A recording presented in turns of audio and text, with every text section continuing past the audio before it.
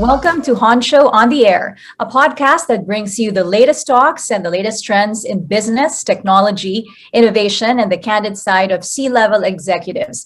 Each week on this season, we explore topics and issues on human resources, management, leadership, HR technology, recruiting, talent management, organizational culture, and strategic HR. Honcho on the Air is sponsored by Aces Business. Trust the expert. Now back to the show.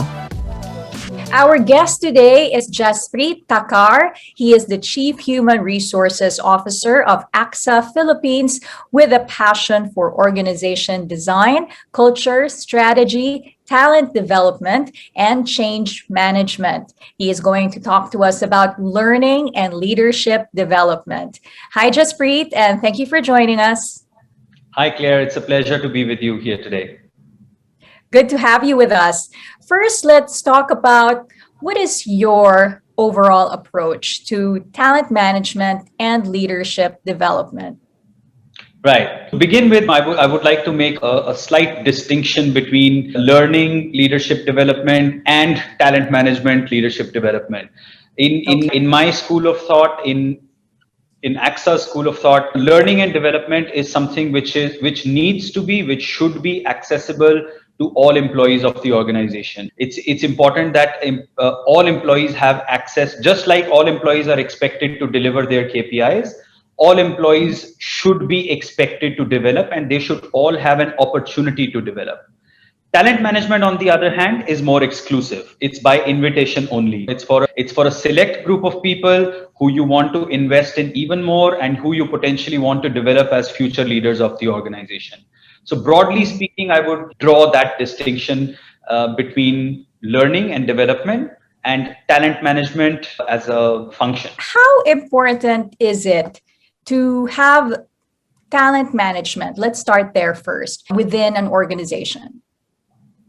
I think absolutely critical, and not only going further one level into detail, not only talent management as a concept is important. I think different segments or different levels in the organization also have talent management as a different flavor. So for example, if your one part of talent management could be a really high touch talent management, that would mean what do you do for your top identified individuals or leaders, people who are successors to your C-suite? How do you develop them? How do you articulate what are their key strengths and areas of development? For example, in AXA over the last few years, we have been on quite a robust journey actually, and quite a fruitful one, where we identify who are the people who we really want to invest in the future. We put them through rigorous assessment methodology. From that assessment methodology comes out their areas of development, areas of strength. We put them on paths to make sure that they are working on those areas of development. We review with them every quarter. So really high touch stuff that we do. The other type of talent management could be building a long-term talent pipeline. So for example, what do you do with your young high potentials? How do you build a pipeline for the next 10, 15 years? And again, for example, here in AXA, about 3 to 4 years ago in AXA Philippines, we started engaging very heavily with the top universities of the Philippines, and we started recruiting interns and management trainees. We now have 3 successful batches of management trainees running, which we believe are going to be the future talent pipeline for AXA Philippines. Then there is talent management for niche functions. There are functions which are high demand, low supply. There is a different way of how you engage people in these talents. Actuaries, for example, people running data science projects. That's how we would define talent management within AXA Philippines. Great said. Now, you also mentioned learning leadership development, which is crucial in an organization. And you said that this is already expected from the employee, something that they should be developing. So how do you make sure that you implement this within your organization? Absolutely. And the way we make sure is that we set it as an expectation for every employee to have an X number of training hours in a year. We make sure that we are giving access to 100% of our employees to learning resources. Gone are the days when learning used to be by nomination only, or only if I work really hard, my manager will let me go for a training. So all that is passé. We have online learning mechanisms which are available to all our employees. Number one. Number two, we have a mandatory X number of hours, so 20 hours for 2020, 20 hours of mandatory learning for all of our employees. In fact, this year we have even made one of your goals of the year has to be a learning related goal. It's no longer sufficient for you to have only business goals. You need to have learning goals in your KPIs, and you are actually measured on it. It's not only your business outcome or business performance that gets measured at the end of the year, but how much have you invested in upgrading your skill is almost equally important for us in the bigger scheme of things. Because I'm sure you come across this in everyday life as well. All the jobs are evolving as the technology evolves, as the customer need evolves. All the jobs are evolving, and therefore it is not only important to deliver on your KPIs, but it's equally important to continue to upgrade your skills. And that's how we make it more. We make this philosophy more a living, breathing thing in AXA Philippines. Mhm. Since you mentioned it, going back to what you said, times are changing. And now, as we know, during a time as this, where we are in a crisis and in the middle of a pandemic, do you compromise on your approach when it comes to talent management or when it comes to learning leadership development amongst your employees? Actually, compromise in the sense we actually amplify that approach. I'm actually very blessed to work with a group of leaders who believes so much in the philosophy of investing in your people, because people are our main asset, right? The kind of business we are in, we're nothing without our people. The approach that we have taken in this pandemic is we've actually amplified our investment in learning and development of people. And we've made sure we've rechanneled our resources. A lot of things which were necessary in face-to-face interaction were not needed anymore. So therefore, we freed up our resources to make sure we are investing in the development of our people. So I would say compromise in the sense that yes, we actually amplify and increase our investments in this sort of stuff, because this any crisis situation, especially like the one we are going through now, it's a great opportunity to build leadership character, and we would not have wanted to lose that opportunity to see how we can use whatever challenge is coming our way. How do we convert it into an opportunity and get some of our key leaders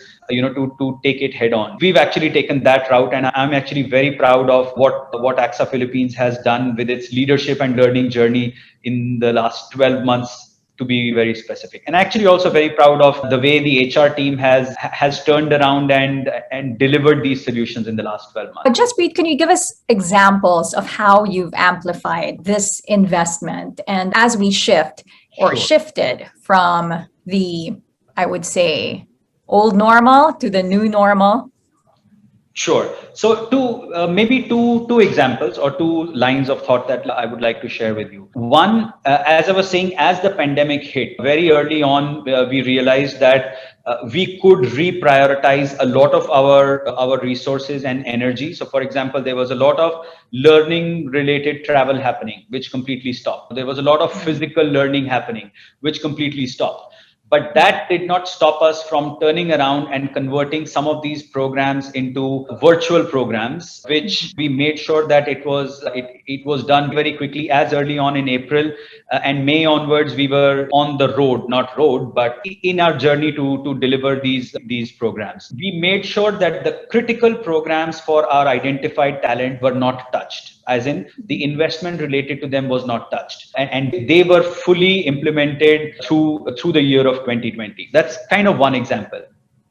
The other example, which is now becoming a competitive advantage for us now, is that when we see a crisis situation, it brings with us an opportunity. Like Winston Churchill, I think, said very famously said, "Never waste a good crisis." So whenever we saw an opportunity of turning around or flipping our business model, one of our talents led it. And as they are leading, they led it and they're still leading it. As they are leading it, they are also becoming more and more, they are evolving more and more as a leader. They are learning in ambiguity. They're learning in complex situations. So to us, that's a win-win situation, because on one hand, we are pivoting our business model. We are turning more and more digital, which is the need of the hour, which has been the need of the hour, especially during this crisis time. At the same time, some of our leaders who are doing it, they are the ones who are gaining tremendously from it, because not only are they pivoting a business model, they're learning change management, they're learning crisis leadership, they're learning decision making. These are all the critical things which make your leaders what you would really want them to be. Honcho on the Air is sponsored by Globe Labs. Redefine possibilities. Like what you hear so far? Make sure you never miss a show by clicking the follow button now. This podcast is made possible by listeners like you. Thank you for your support. Now back to the show. You mentioned crisis leadership. So, what do you think are those skills or traits that are required during a crisis? In many ways, I think skills and traits required during a crisis leadership are in many ways the same as normal situation. It's just that some parts of them become more important, more accentuated, if that makes sense. So the things that I think are really important, and even if I reflect back on my own experience of last 1 year or so. First, I think making a distinction between a complex situation versus a complicated situation. This crisis has been a complex situation. There is no one right or wrong answer. There are so many moving parts. So you need to be aware that it's not a linear equation. So the sooner you accept it in your mind that your action is not going to produce a linear result, the better it is and the more equipped you will be as a leader to be able to tackle that situation. So that's one. Second, I think decision making is extremely important. As I was speaking with one of my colleagues the other day, during crisis, a lot of decision making goes upwards, and therefore a leader needs to be very decisive and clear-minded about what they're doing. At the same time, probably the third thing that I would add to this equation is have compassion, have empathy for your people. Any crisis, but especially a pandemic of this size and scale, empathy, compassion to your people, to your colleagues, to your spouse, it's very important. And I'm sure all of us felt it in some shape or form when we felt that the other person was not listening to us.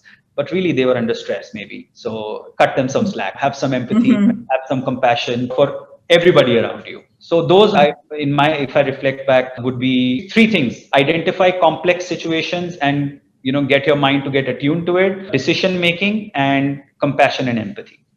Mm-hmm. Since we're in the topic of learning and leadership development, I just want to get your take on what do you think makes a good leader? Empathy and compassion. Let me go in the reverse order. Top three. What would be the top three that would make a good leader? I think leadership is contextual, and therefore different scenarios might bring in different kinds of leaders, and different kinds of leaders might be successful in different contexts.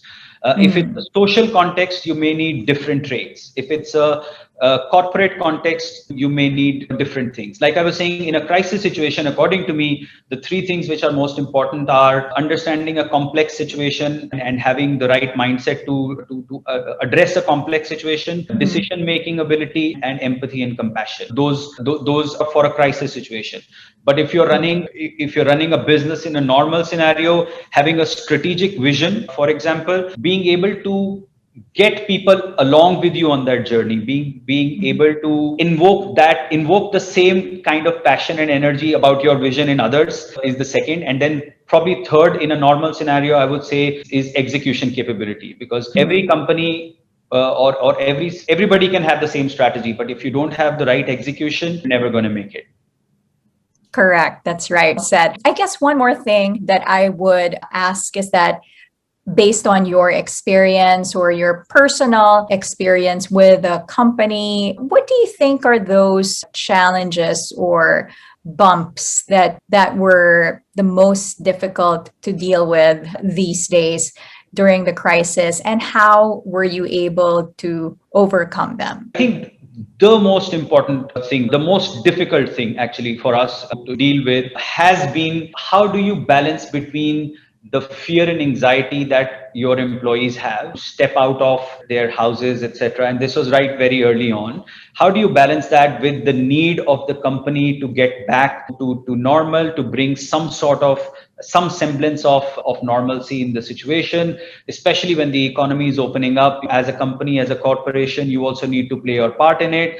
So to me, that has probably been the most difficult balance to strike in the last 12 months. And the way we have done it is just by that, by drawing the balance, by understanding our people and what are their fears and anxieties, and what can we do to help them get over some of those fears and anxieties. So, for example, the office cleaning that we do on a deep cleaning on a weekly basis, or provision of shuttles for people who find it difficult to get transportation, even allowances to some of our more junior staff because their electricity bills have gone up and things like that because of work from home. So we try to understand what people are going through and therefore help them the way we could as a company, but at the same time not losing sight that we have a big role to play towards our customers, towards our distributors. So we need to be there for them as and when they need us. We bring people back to work gradually by making sure that we are addressing the fears and anxieties that they might have to whatever extent possible. So to me, that probably has been by far the single biggest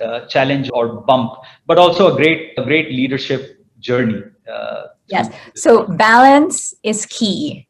Right. So, Jaspreet, anything else that you'd like to add for our viewers and listeners? Something that maybe based on your experience and your expertise that they could learn from? I would say embrace every challenge that comes your way as if it's an opportunity to learn something new. There is a concept of growth mindset, and I have seen in my experience that really works. If something is bogging you down, and if you keep thinking, if you keep getting bogged down with that challenge, sometimes it just takes a switch in your mind to say that, okay, how do I convert this challenge into an opportunity, and how do I see the positivity of that thought really makes a difference in how you approach the whole situation. So that's one. And second, which has something that has become very critical for me over the last couple of years, but especially in the last 1 year, take care of your physical, mental, financial, spiritual health. That is something that will carry you as far as you would like to go, as fast or as slow as you would like to go. So overall well-being, overall wellness, take care of yourself and your family, not only physically, but also mentally, also spiritually, but also financially.